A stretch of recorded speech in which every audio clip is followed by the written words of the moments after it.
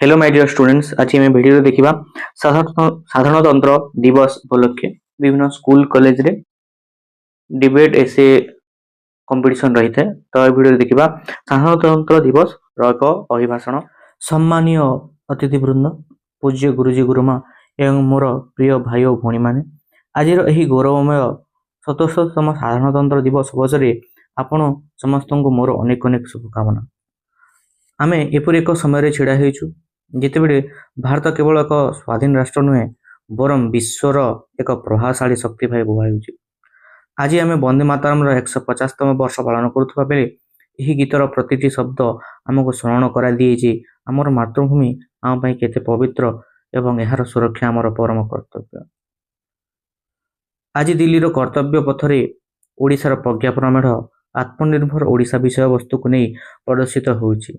एथिरे कोरापुटर कॉफी ठार आरंभ करी आधुनिक सेमिकंडक्टर प्रजुक्ति विद्या पर्यंत सबकिछि स्थान पाइछि।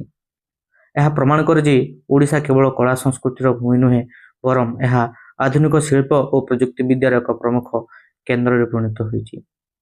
2036 मसीह ओडिशा एक स्वतंत्र प्रदेश भाव 100 वर्ष पूर्ण करिवो।